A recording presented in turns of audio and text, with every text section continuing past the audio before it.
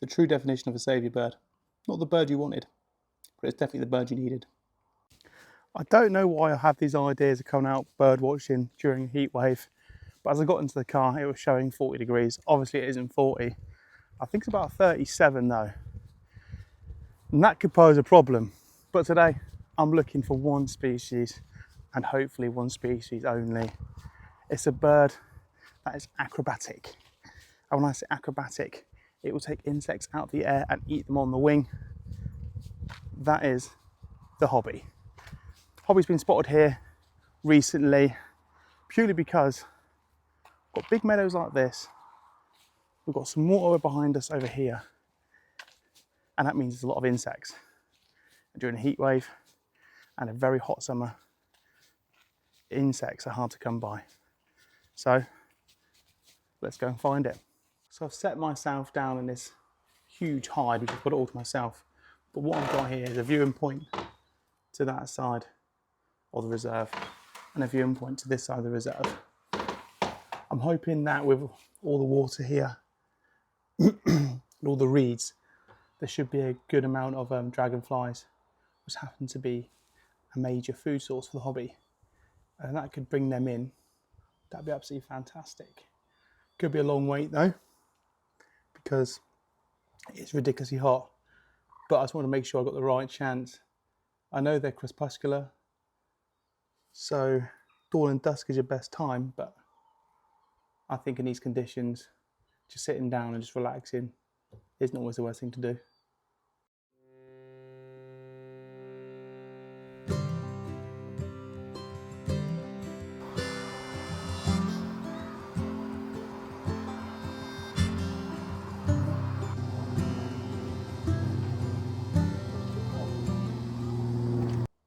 So I've just moved over a little bit. I'm still in the same hide. I've just come over to this corner instead. And the reason being, it gives me a nice little viewpoint of here. There's some quite nice shallow areas. So if anything comes in for a drink, I should hopefully be able to spot it. You can see some Highland cow in the distance. They're here and they're put here every single year just to forage and basically naturally keep vegetation low, as well as like some sheep, and they've got mouflon to help with that as well, rather than having people come in and disturb it and cut things down. Still really hot, and I am getting a few moments where I get slightly excited, and it turns out to be either a jackdaw or a pigeon just swooping across in, and I'm like, oh, and it obviously isn't the hobby. We'll keep on going.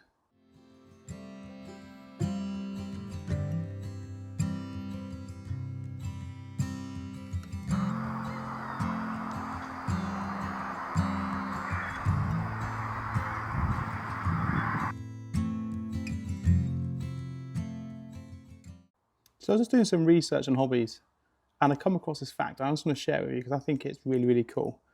I personally love sports and I love football. And there was an old game back in the day, late 90s, called Subbuteo, and used to flick little men about. I didn't realise, but the person who invented it initially wanted to call it hobby and trademark it as that, and got declined. So then he used Subbuteo. Subbuteo is in the Latin name for the hobby. That's pretty cool. I mean, obviously he must have been a huge birder, but I just thought that was a cool fact and I wanted to share it with you all. Right, so I've been in there about 2 hours. I'm just going to move across to another hide. It's just literally over there. It's short, so it's pretty much the same area. A lot higher reeds, a little bit lower down. There's also some bigger trees surrounding it to the left and right. So with hobbies, they're notoriously apparently really lazy nesters, and they'll nick nests or old abandoned nests, of like magpies. So maybe the trees being there could represent a good time. Pretty desolate in this bit at the moment, although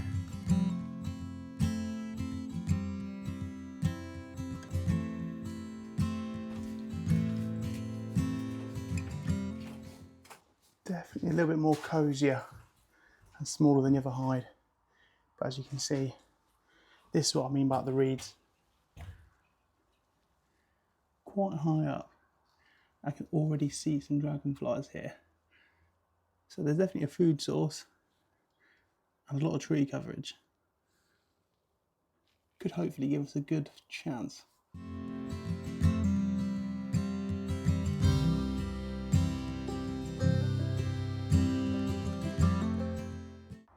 Well, I'm walking back to the hide again and there's a wren kicking off.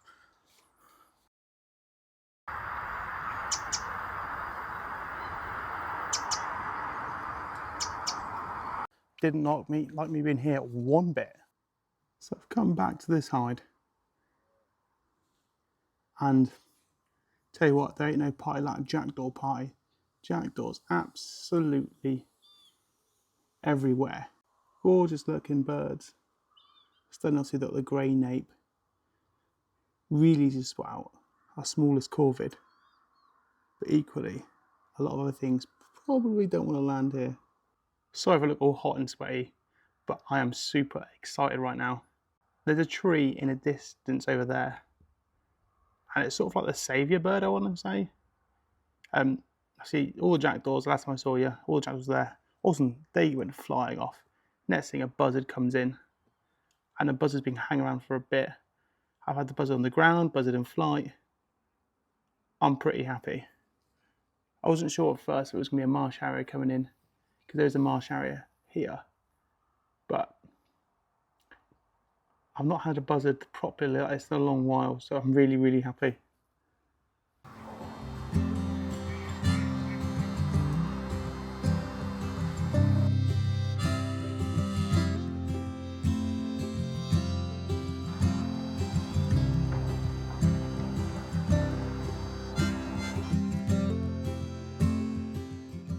I mean, it's not the hobby we wanted, but what a bird to have. So, tell you what, being patient and not jacking it in after a bad couple of hours definitely makes things worth it. No matter what happens now, I am happy. And you know what? I'm going to stay in the exact same spot for a bit longer. See what else we can see and see if we get lucky. But if not, we are buzzing. Literally and figuratively. Right, I have a dilemma. I have roughly an hour, give or take, of sunlight. Or good sunlight anyway. I can either make myself round the reserve and see what pops up, or I can stick it out here. They're really my only options. Of course, I'll stay or go, right? But have I used my luck on the buzzard and the glossy ibis coming in? Or do I wait it out? See if the hobby comes in? Or something like a fox appears, something like that. I am really stumped. I usually wouldn't spend this amount of time just in one hide. And I would say it's probably the first time I've actually ever done that. I don't know. Perhaps we stick out and give it a go, right?